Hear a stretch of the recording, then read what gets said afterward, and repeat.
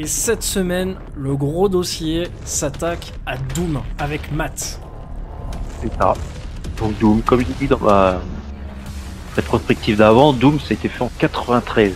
Pour les plus jeunes, ils n'ont pas connu, mais pour les gens comme moi, on prend une sacrée claque. Hein, parce que Doom, c'est quand même c'est un FPS où il a posé les bases de tout. De toute façon, on dit toujours Doom-like. Certains plus jeunes disent Quake-like. C'est pas tout à fait vrai. Vraiment, celui qui a... Moi c'est mon cas, je dis Quake-like. Bah voilà, moi j'ai toujours dit Doom-like. Mais c'est pas deux écoles, hein, puisque Quake et Doom ont été le même studio. Donc aucun problème. Hein. Mais il y a des gens qui ont plus connu Quake et d'autres qui ont connu Doom. Bon, c'est ID Software. C'est id Software, ouais, tout à fait. id Software. Ouais. Faut savoir que id Software, c'est 15 personnes. C'est-à-dire qu'il y a 15 mecs qui sont au crédit de Doom. C'est tout, il n'y en a pas plus que ça. Même du dernier actuellement? Non. Non, je te parle de premier. 1993.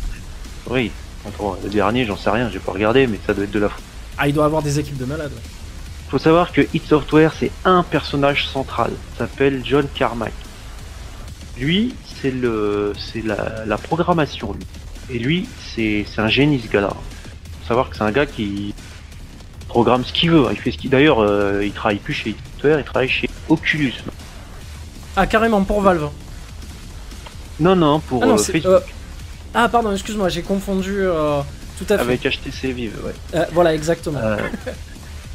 Alors, faut savoir que le nom du jeu, Doom, ça vient d'une réplique d'un film où il y a Tom Cruise dedans. Attends. Je sais pas, Top Gun?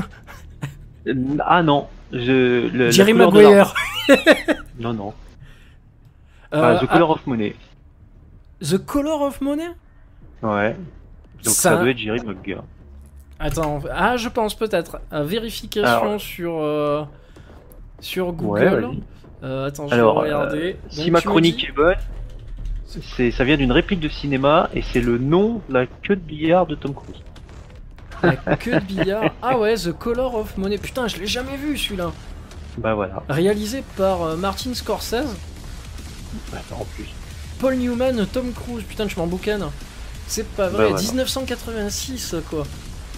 Ah bah attends, ça se refait pas. Hein. Exceptionnel quoi. D'accord. Et c'est ce qui, d'après John Carmack, illustre mieux le gameplay du jeu. Donc pour les intéressés, bah, vous irez voir. Hein, parce que moi... Voilà, exactement, vous irez voir La couleur de l'argent, sorti en 1986, avec, voilà. C'est ça, par Martin Scorsese. Donc le mec qui a fait Les Affranchis, Casino et... Exactement. La folie. In the mix. Hi, this is Britney Spears. What up, this Jay-Z. This is Jennifer Lopez. The mix. With the hottest DJ.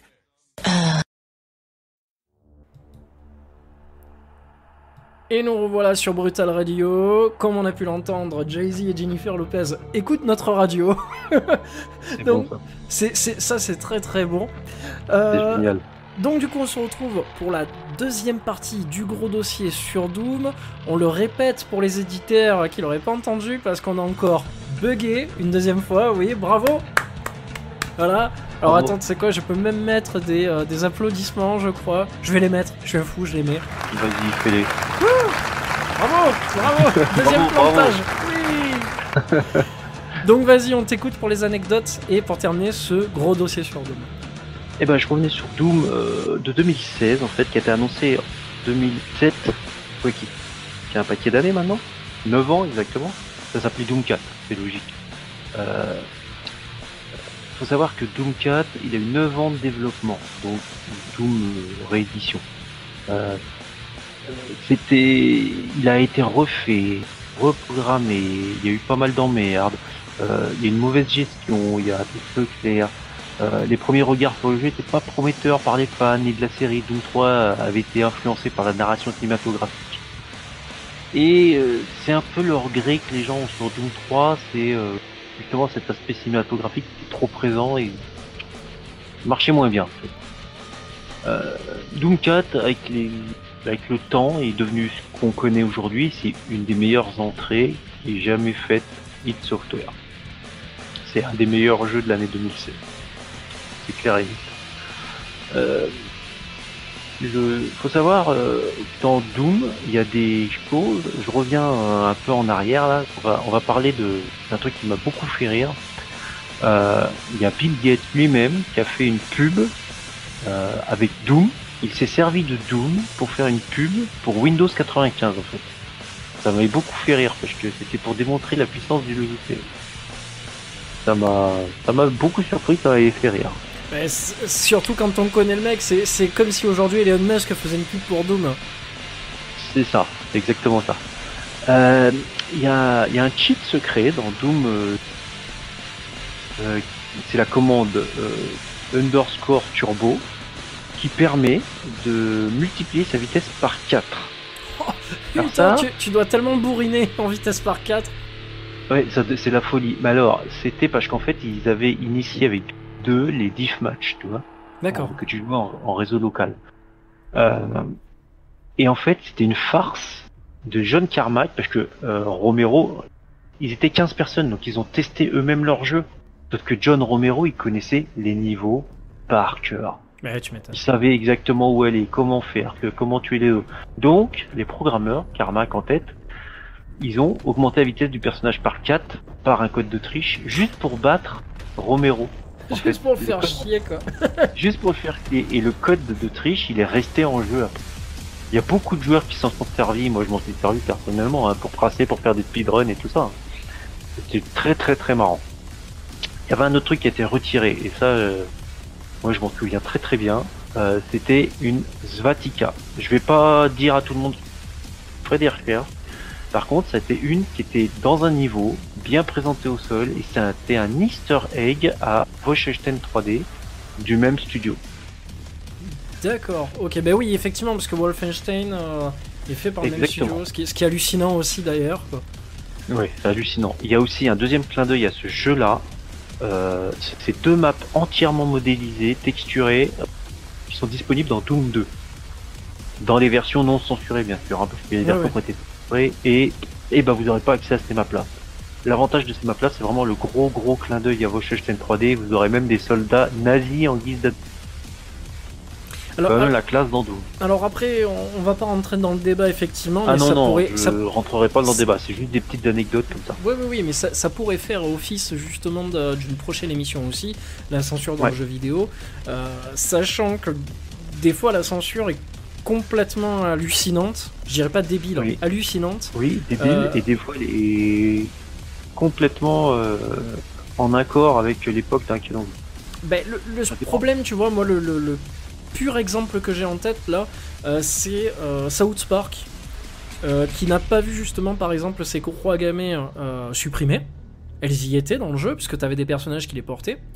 Et par contre, tu avais The Saboteur, qui était un jeu donc où tu jouais un résistant français à Paris. Non, un résistant irlandais. Irlandais, ouais. Qui terminait en plein Paris.